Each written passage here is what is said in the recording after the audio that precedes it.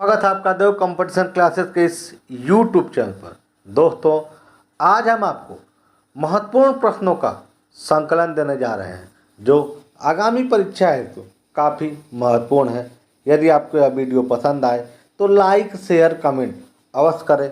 जो लोग हमारे चैनल पर नए हैं कृपया इस चैनल को सब्सक्राइब अवश्य कर लें ताकि आने वाले वीडियो का नोटिफिकेशन आपको मिलता रहे। और इस वीडियो को अपने स्टडी ग्रुप फेसबुक व्हाट्सएप पर शेयर अवश्य करें और दोस्तों और रिश्तेदारों को इस चैनल को सब्सक्राइब करने के लिए अवश्य कहें। तो देर न करते हुए शुरू करते हैं आज का प्रश्नोत्तर। पहला प्रश्न है, उत्तर प्रदेश के उस राष्ट्रीय उद्यान का क्या नाम है जो कि बाघ आरक्षित भी है?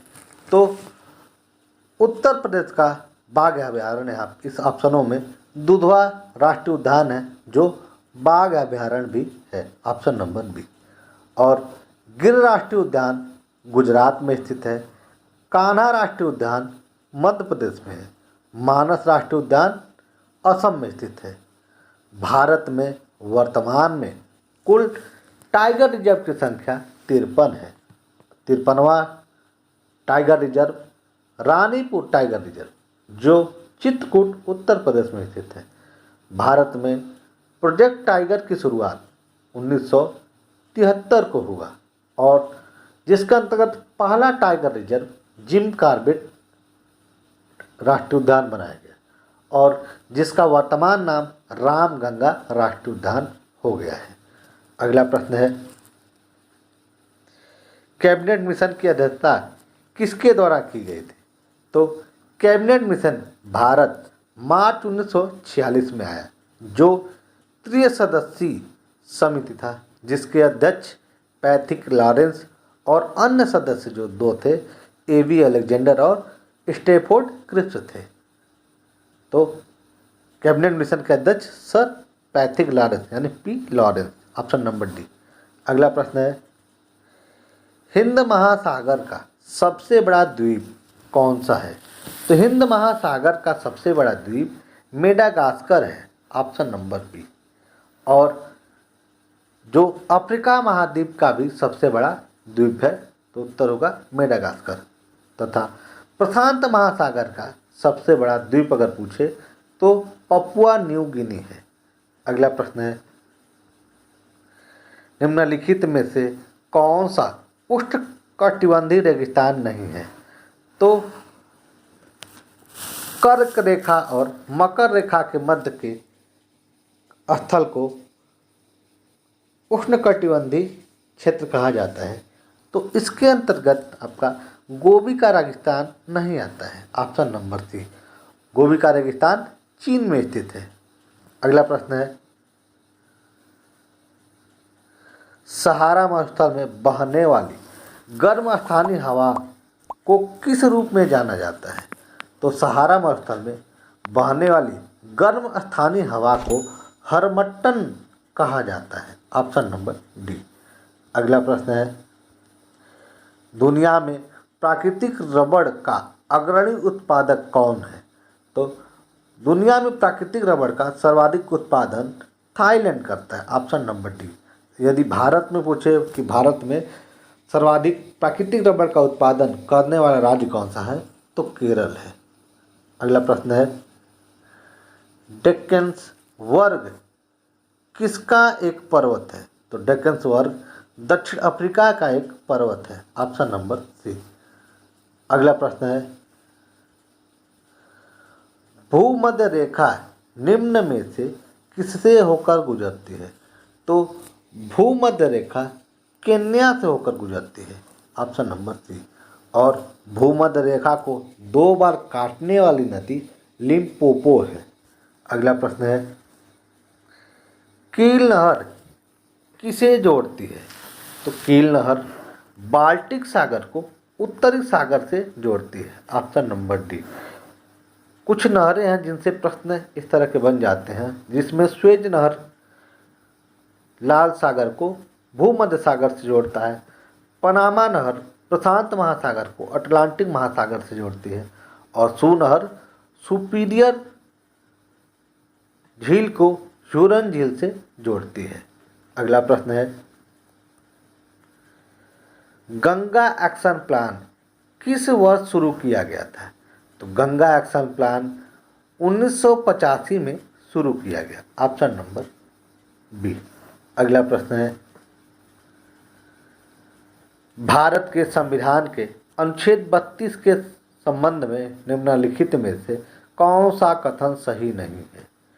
तो निम्नलिखित विकल्पों में आपका चौथा विकल्प जो दिया है, अनुच्छेद 32 के तहत संरक्षण सामान्य कानून के प्रवर्तन पर भी लागू होता है, जिसका मौलिक अधिकार से कोई लेना देना नहीं है। तो अनुच्छेद 32 का संबंध मौलिक अधिकार के हनन पर इसी के तहत सुप्रीम कोर्ट में अपील किया जाता है। तो यहाँ पे दिया मौलिक अधिकार से कोई लेना देना नहीं, तो आपका यही आपका गलत है। ऑप्शन नंबर डी, अन्य विकल्प सही है। अगला प्रश्न है, भारत सरकार ने किसान क्रेडिट कार्ड योजना कब पेश की? तो किसान क्रेडिट कार्ड योजना की शुरुआत अगस्त 1998 से हुआ। Option number B. और एक और प्रश्न था, किसान बही की शुरुआत कब से हुई? किसान बही की शुरुआत 1992 से हुआ है। अगला प्रश्न है, निम्नलिखित में से किस पर्यावरणविदों ने सबसे पहले जैव विविधता के हॉट स्पॉट की अवधारणा दी? तो हॉट स्पॉट की अवधारणा नॉर्मन मायर्स द्वारा दिया गया। Option number B. तथा भारत में हॉट स्पॉट 3 है, पूर्वी हिमालय, पश्चिमी घाट और ग्रीन डेवलपमेंट पुस्तक के लेखक कौन है? तो ग्रीन डेवलपमेंट पुस्तक के लेखक WM एडम्स हैं। Option number D. अगला प्रश्न है, किस पंचवर्षीय योजना में नाबार्ड की स्थापना हुई? तो नाबार्ड की स्थापना 12 जुलाई 1982 को हुआ, जो 6वीं पंचवर्षीय योजना के दौरान हुआ था। Option number C. अगला प्रश्न है, वैश्विक प्रतिस्पर्धात्मक रिपोर्ट निम्नलिखित में से संगठनों में किसके द्वारा जारी किया जाता है? तो वैश्विक प्रतिस्पर्धा रिपोर्ट विश्व आर्थिक मंच द्वारा जारी किया जाता है। ऑप्शन नंबर डी, जिसकी स्थापना 1971 में हुआ था। अगला प्रश्न है, भारतीय संविधान के निम्नलिखित में से किस अनुच्छेद में एक भाग को लागू करने के रूप में मनरेगा योजना शुरू की गई? तो मनरेगा योजना का संबंध अनुच्छेद 43 से है। Option number A. MNREGA act 2005 में आया तथा लागू इसे अगस्त 2006 से किया गया और 2 अक्टूबर 2009 को इसका नाम बदलकर मनरेगा रखा गया था, महात्मा गांधी गारंटी रोजगार योजना। अगला प्रश्न है,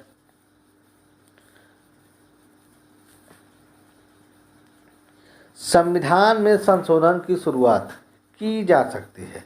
तो संविधान में संशोधन की शुरुआत किसी भी सदन द्वारा की जा सकती है। तो संसद का कोई भी सदन से शुरू किया जाता है। Option number D. तथा संविधान संशोधन का प्रावधान भारतीय संविधान में दक्षिण अफ्रीका के संविधान से लिया गया। इसका उल्लेख संविधान अनुच्छेद 268 भाग 20 में दिया गया है और भारत में अब तक कुल 105 संविधान संशोधन हो चुके हैं। अगला प्रश्न है, संविधान के कौन से अनुच्छेद में यह प्रावधान है कि प्रत्येक राज्य शिक्षा के प्राथमिक स्तर पर मातृभाषा में शिक्षा के लिए पर्याप्त सुविधा प्रदान करने का प्रयास करेगा। तो मातृभाषा में प्राथमिक शिक्षा का उल्लेख अनुच्छेद 350A में दिया गया है, ऑप्शन नंबर सी, जिसका उल्लेख संविधान भाग 17 में है। अगला प्रश्न है, दिनेश गोस्वामी समिति ने क्या सिफारिश की थी? तो दिनेश गोस्वामी समिति का गठन 1990 में हुआ और इस समिति के द्वारा चुनावों में, संसदीय चुनाव में सरकारी फंडिंग की सिफारिश की गई थी, ऑप्शन नंबर सी। अगला प्रश्न है, केंद्रीय सूचना आयुक्त का कार्यकाल कितना होता है? तो केंद्रीय सूचना आयुक्त की नियुक्ति राष्ट्रपति द्वारा होती है और इसका कार्यकाल 3 वर्ष का होता है, ऑप्शन नंबर डी। और भारत में सूचना का अधिकार अधिनियम 2005 में आया है, जिसका उल्लेख संविधान अनुच्छेद 19A में दिया गया है। अगला प्रश्न है, निम्न में से कौन सा अन्य 3 से भिन्न स्थिति में है? तो पिछड़ा वर्ग आयोग का उल्लेख संविधान अनुच्छेद 338B में दिया गया है। वित्त आयोग का उल्लेख अनुच्छेद 280 में दिया गया है और चुनाव आयोग का उल्लेख अनुच्छेद 324 में दिया गया है। लेकिन मानवाधिकार का उल्लेख संविधान के किसी भी अनुच्छेद में नहीं दिया गया है। यानी राष्ट्रीय मानवाधिकार आयोग एक गैर संवैधानिक संस्था है जिसकी स्थापना 1993 में हुआ। तो आपका उत्तर सी होगा, यह सबसे भिन्न है। सभी संवैधानिक संस्था है और राष्ट्रीय मानवाधिकार आयोग गैर संवैधानिक संस्था है। अगला प्रश्न है, न्यायिक समीक्षा का अर्थ है कि सुप्रीम कोर्ट किस राज्य के किसी भी कानून को अवैध घोषित कर सकता है, ऑप्शन नंबर डी। इसका उल्लेख संविधान अनुच्छेद 137 में दिया गया है और यह भारतीय संविधान में अमेरिका के संविधान से लिया गया है। अगला प्रश्न है, किस राज्य सरकार ने जो कुटपुई नामक जनजातीय सांस्कृतिक महोत्सव का आयोजन किया है? तो इसका आयोजन मिजोरम में किया जाता है, ऑप्शन नंबर डी। अगला प्रश्न है, पोखरण परमाणु परीक्षण 1974 का आधिकारिक कोड नेम क्या था? तो भारत का पहला परमाणु परीक्षण पोखरण राजस्थान में 1974 में किया गया, जिसका कोड नेम इस्माइल बुद्धा था, ऑप्शन नंबर ए। यदि पूछे कि विश्व में पहला परमाणु बम कहाँ गिराया गया था? तो 6 अगस्त 1945 में पहला परमाणु बम हिरोशिमा जापान में अमेरिका द्वारा गिराया गया, जिसका नाम लिटिल बॉय था। और दूसरा परमाणु बम 9 अगस्त 1945 को नागासाकी जापान में गिराया गया। यह भी अमेरिका द्वारा गिराया गया था, जिसका नाम फैटमैन था। यदि आपको यह वीडियो पसंद आए तो लाइक शेयर कमेंट अवश्य करें। जो लोग हमारे चैनल पर नए हैं कृपया इस चैनल को सब्सक्राइब अवश्य कर लें, ताकि आने वाले वीडियो का नोटिफिकेशन आपको मिलता रहे। और इस वीडियो को अपने स्टडी ग्रुप फेसबुक व्हाट्सएप पर शेयर अवश्य करें और दोस्तों और रिश्तेदारों को इस चैनल को सब्सक्राइब करने के लिए अवश्य कहें। यह चैनल अभी नया है, आप लोगों के सपोर्ट की ज़रूरत है। वीडियो पूरा देखने के लिए धन्यवाद।